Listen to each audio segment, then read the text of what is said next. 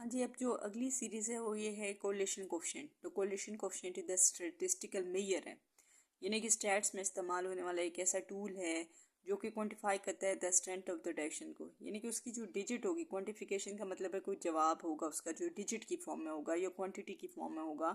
तो ये जो जवाब होगा ना आपके पास जो आएगा सॉल्व करने के बाद, वो बताएगा क्या, the strength and the direction of the linear relationship.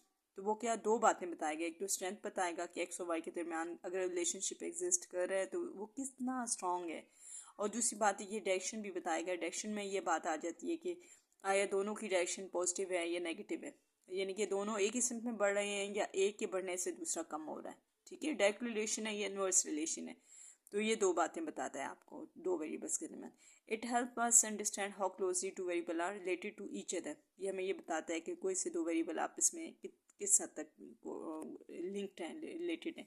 अच्छा, उसके बाद देखें the correlation coefficient for the population is denoted by the rho. आपने याद रखना है कोरिलेशन कोफिशिएंट का जो सिंबल है ना वो रो है, लेकिन किसके लिए, पॉपुलेशन के लिए। ग्रीक लेटर है, रो क्या है, ग्रीक लेटर है। And for the simple it is represented by the R. आपने ये बात फर्स्ट सेमेस्टर में पढ़ी थी QR1 में कि पॉपुलेशन और सैंपल क्या होता है। टोटलिटी जो होती है ना, मुकम्मल जो चीज़ होती है उसको पॉपुलेशन कहा जाता है, और जो चीज़ उसी पॉपुलेशन का एक हिस्सा होता है जो नुमाइंदगी करता है उसको उसको सैंपल कहा जाता है। तो बच्चे ये देखें रिप्रेजेंटेड बाय द आर, तो उसको किससे रिप्रेजेंट करते हैं, सैंपल वाले को आर से करते हैं। आपने जो क्वेश्चन करने होते हैं आमतौर पे आपने आर, स्मॉल आर ही यूज़ करना होगा, आपने रो कम इस्तेमाल करना होता है। और आर रो तो एक जनरल चीज़ है ना, और आर जो है वो क्वेश्चंस वगैरह के लिए आप यूज़ करते हैं। तो कोफिशिएंट है the value between the -1 and the +1। जैसे कि मैं अभी थोड़ी देर पहले आपको बता चुकी हूँ कि इसकी जो रेंज है वो -1 है और +1 है। That represent the strength and the direction of the relation. Sign जो होता है वो उसकी डायरेक्शन बताता है, और जो अमाउंट होता है, मैग्नीट्यूड जो होता है वो उसकी क्या बताता है, वो उसकी स्ट्रेंथ बताता है। ठीक है, जैसे कि -1 का मतलब क्या बनता है, कि माइनस का मतलब ये बनता है कि नेगेटिव रिलेशन एग्जिस्ट कर रहा है, और 1 जो है वो बता रहा है कि बहुत ही स्ट्रॉन्ग कोरिलेशन है। नेगेटिव यानी कि स्ट्रॉन्ग कोरिलेशन है। और +1 का मतलब प्लस, इधर प्लस नहीं लिखा लेकिन इसका मतलब प्लस ही होगा ना। तो प्लस का मतलब है कि पॉजिटिव कोरिलेशन है, और 1 का मतलब क्या है, स्ट्रॉन्ग कोरिलेशन है। ठीक है, तो अब आगे देखें, इसकी मज़ीद डिटेल देखें। Interpreting the coefficient of the correlation. Interpret करने का मतलब होता है कि सादे अल्फाज में बयान करना, यानी कि जिससे आम बंदा भी समझ जाए जिस बात को ना, उसको कहते हैं इंटरप्रेट करना। तो देखें जी, -1 +1 के दरमियान इन्होंने डिवीजन किए, नोट कीजिए। नंबर लाइन पे जाएं, अगर आप नंबर लाइन यानी कि तरतीब में आप करें ना, -1 और 1 के दरमियान कितनी वैल्यूज आती हैं, बहुत सारी वैल्यू आती हैं, लेकिन इन्होंने डिवीजन कैसे की है, इधर से स्टार्ट लेते हैं जी। -1 से सबसे छोटी वैल्यू इस पर -1 है, उसके बाद -0.7 है, दूसरा नंबर क्या है, 0.7 का, तीसरा नंबर है 0.3 का है, -0.3। उसके बाद चौथा नंबर है 0 का, 0 के बाद 0.3, 0.7, फिर 1 की तरफ आए हैं। ठीक है, तो ये इन्होंने डिवीजन कर दी हैं, डिवीजन कर दी हैं अब आपको समझाने के लिए कि आपको पता चले। और फिर +1 से +1 है ये, अगर +1 आंसर होगा तो उसका मतलब है परफेक्ट पॉजिटिव कोरिलेशन।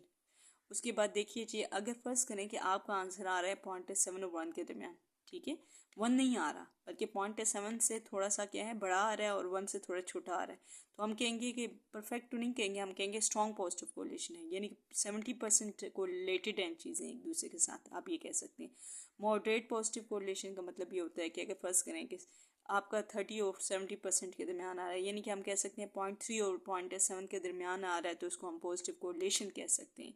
उसके बाद क्या कह रहे हैं कि अगर वीक कोरिलेशन कब कहेंगे, कि अगर 0 के करीब आ रहा है, क्योंकि 0 का मतलब होता है नो कोरिलेशन एट ऑल। ठीक है, याद रखनी है आपने बात।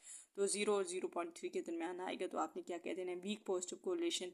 और उसके बाद देखें 0 और 0.3 के दरमियान तो वीक हो गई ना, तो फिर अब क्या हो गया, अब क्या रह गया, -0.3 और 0 के दरमियान तो अभी भी वीक ही है, लेकिन नेगेटिव कोरिलेशन है, क्योंकि अब नेगेटिव साइन आ गया तो आपने क्या कहना है, वीक नेगेटिव कोरिलेशन।